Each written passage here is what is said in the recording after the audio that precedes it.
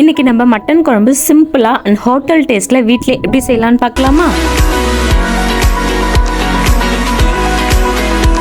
Hello friends, எல்லோரும் எப்படி இருக்கீங்க? Welcome to Ramya vlogs. இன்றைக்கி நம்ம சிம்பிளாக வீட்டிலே அதுவும் ஹோட்டல் டேஸ்ட்டில் எப்படி நம்ம மட்டன் குழம்பு பண்ணுறதுன்றதை பார்க்கலாம். 3/4 கிலோ மட்டன் எடுத்து இதை நல்லா வாஷ் பண்ணி எடுத்துக்கலாம். இப்போ நான் மஞ்சத்தூள் போட்டு வாஷ் பண்ணி எடுத்துகிட்டு வந்துட்டேன். இதில் ஒரு 3 டேபிள் ஸ்பூன் அளவுக்கு கர்ட் ஆட் பண்ணிக்கலாம்.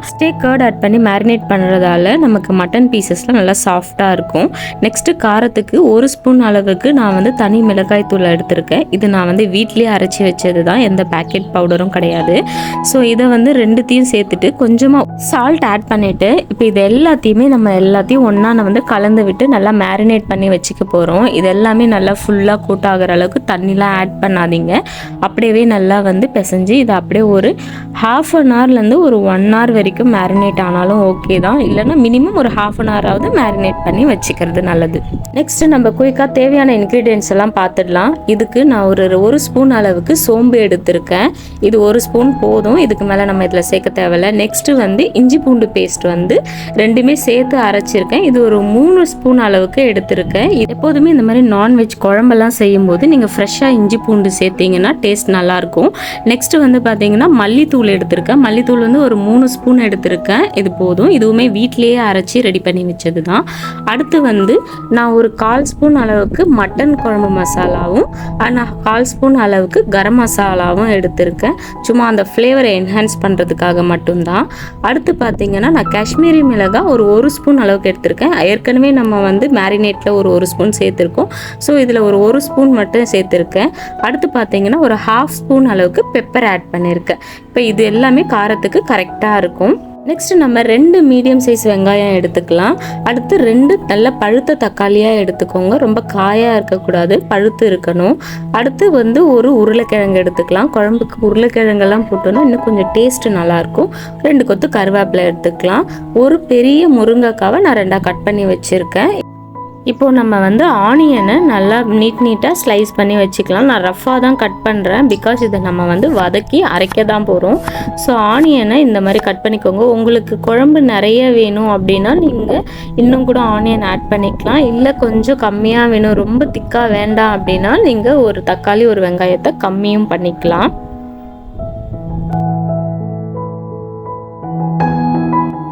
ஸ்டவ்வில் ஒரு பேன் வச்சுட்டு இதில் கொஞ்சமாக ஆயில் சேர்த்துக்கோங்க. இது கூடவே நம்ம எடுத்து வச்சோம் இல்லையா 1 ஸ்பூன் சோம்பு, இதையும் ஆட் பண்ணிவிட்டு கூடவே 1/2 ஸ்பூன் பெப்பரையும் ஆட் பண்ணிக்கோங்க. 2 ஏலக்காய், 3 கிராம்பு, 2 துண்டு பட்டை, இதையும் இப்போ இதில் நம்ம சேர்த்துக்கலாம். இது எல்லாமே இந்த ஆயிலில் நல்லா பொரிஞ்சு வந்ததும் இது கூடவே நம்ம கட் பண்ணி வச்ச ஆனியனையும் ஆட் பண்ணிவிட்டு இதை நல்லா வதக்கி விட்டுக்கோங்க. ஆனியன் ரொம்ப கோல்டன் ப்ரௌன் வர வேணாம். இது கொஞ்சம் மீடியமான ஃப்ளேம்லேயே வச்சு நம்ம லைட்டாக அதை வதக்கி விட்டால் போதும். இப்போ இது கூடவே நம்ம தக்காளியை ஆட் பண்ணிக்கலாங்க. நம்ம எடுத்து வச்ச தக்காளி எல்லாத்தையும் ஆட் பண்ணி தக்காளியும் நல்லா மேஷ் ஆகிற அளவுக்கு இதை குக் பண்ணி எடுத்துக்க போகிறோம். இப்போ நம்ம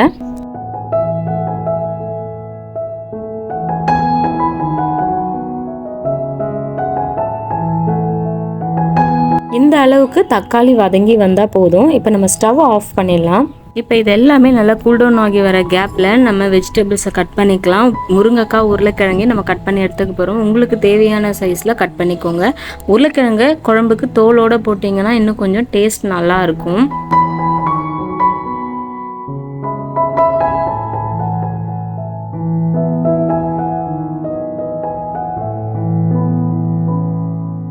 இப்போ ஆறுனதை ஒரு மிக்சர் ஜாரில் மாற்றிக்கலாம். இந்த வெங்காயம் தக்காளி எல்லாத்தையும் ஒரு மிக்சியில் மாற்றி இதை நல்லா பேஸ்ட்டாக அரைச்சி எடுத்துக்கிட்டு வந்துடலாம். நம்ம நெக்ஸ்ட் ஒரு ப்ரெஷர் குக்கரில் ஒரு 2 ஸ்பூன் அளவுக்கு எண்ணெய் ஆட் பண்ணிக்கலாம். ஆயில் ரொம்ப நிறைய சேர்க்கணும் அப்படின்னு இல்லை, நம்ம மீடியமான ஆயில் சேர்த்தாலே போதும். இது கூடவே 2 ஏலக்காய், 3 கிராம்பு, 2 துண்டு பட்டை, ஒரு பிரியாணி இலை, இது எல்லாத்தையுமே சேர்த்துடலாம். அந்த எண்ணெயில் நம்ம ஆல்ரெடி வெங்காயம் தக்காளி கூட இந்த ஸ்பைசஸ்லாம் ஆட் பண்ணியிருக்கோம். ஸோ இந்த அளவுக்கு கொஞ்சமாக சேர்த்தாலே போதும்.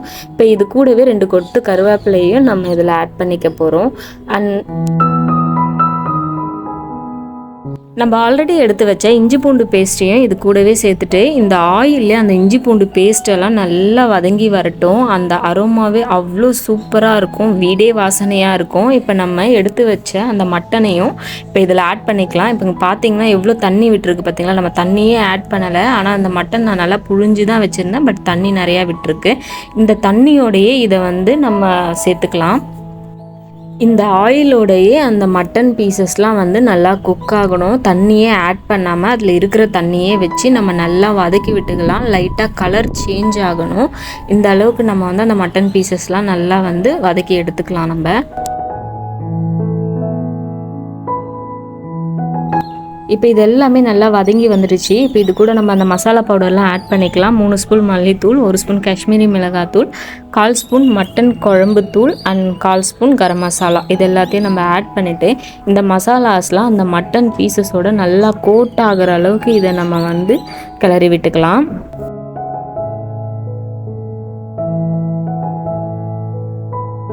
இது இந்த அளவுக்கு நல்லா மசாலாலாம் அந்த எண்ணெயிலே வதங்கி வந்ததுக்கப்புறமா நம்ம அரைச்சி வச்சோன்னே அந்த வெங்காயம் தக்காளியெல்லாம் வதக்கி அதையும் இது கூடவே சேர்த்துட்டு நல்லா இதையும் வதக்கி விட்டுக்கோங்க. இதோட பச்சை வாசனை எல்லாமே போகணும். ஆல்ரெடி நம்ம இதை வதக்கி தான் வச்சுருக்கோம். ஸோ ரொம்ப நேரம் வதக்க வேண்டியதில்லை, கொஞ்சமாக வதக்கினாலே போதும். இது கூடவே இந்த மிக்ஸி ஜார்லேருந்து கொஞ்சம் தண்ணியும் சேர்த்து நம்ம கிளறி விட்டுக்கலாம். நம்ம வதக்கி டைரெக்டாக அப்படியே செய்யாமல் இந்த மாதிரி அரைச்சி ஆட் பண்ணி செய்யும்போது இதோட டேஸ்ட் இன்னுமே டிஃப்ரெண்ட்டாக நல்லாயிருக்கும். கண்டிப்பாக நீங்களும் ட்ரை பண்ணி பார்த்துட்டு எப்படி இருந்துச்சுன்றதை எனக்கு கமெண்ட்டில் சொல்லுங்கள்.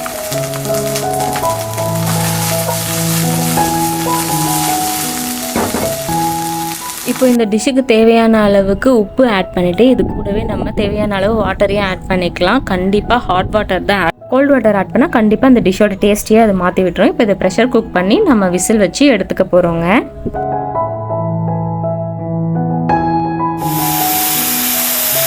ப்ரெஷர்லாம் ரிலீஸ் ஆனதும் நம்ம இப்போ ஓப்பன் பண்ணி பார்க்கலாம். மட்டன்லாம் சூப்பராக குக் ஆகிருக்கு. இப்போ இந்த ஸ்டேஜில் நம்ம கட் பண்ணி வச்ச வெஜ்ஜீஸ் எல்லாம் ஆட் பண்ணிக்கலாம். முருங்கைக்காய், உருளைக்கிழங்கு ஆட் பண்ணிக்க போகிறோம். உங்ககிட்ட முள்ளங்கி அந்த மாதிரி இருந்தாலும் ஆட் பண்ணிக்கலாம். டேஸ்ட்டு சூப்பராக இருக்கும். நம்ம ஏன் ஃபஸ்ட்டே இந்த வெஜிடபிள்ஸ்லாம் சேர்க்கலைன்னா நம்ம மட்டனை குக் பண்ணும்போது இந்த வெஜிடபிள்ஸ்லாம் சீக்கிரமாக குக் ஆகி நல்லா மேஷ் ஆகிடும். அதனால் இது ஒரு லாஸ்ட் ஸ்டேஜில் ஆட் பண்ணிவிட்டு கொஞ்சம் நேரம் இதை நம்ம தண்ணி ஊற்றி ஒரு கொதி விட்டோம்னா நமக்கு அந்த குழம்பு கன்சிஸ்டன்சியும் வந்துடும். நம்ம போட்ட வெஜிடபிள்ஸும் கரெக்டான ஸ்டேஜில் குக் ஆகி வந்துடும். இந்த வீடியோ உங்களுக்கு பிடிச்சிருந்தா மறக்காமல் உங்கள் ஃப்ரெண்ட்ஸ் அண்ட் ஃபேமிலிக்கு ஷேர் பண்ணிவிடுங்க அண்ட் சப்ஸ்கிரைப் பண்ணிவிட மறந்துடாதீங்க. நீங்கள் கொடுக்குற ஒரு சப்ஸ்கிரைப் அண்ட் லைக்கும் தான் நம்ம சேனலோட ஸ்ட்ரென்த்னே சொல்லியிருக்கேன். ஸோ கண்டிப்பாக சப்போர்ட் பண்ணுங்கள். வேற ஒரு வீடியோவில் மீட் பண்ணலாம். பாய்.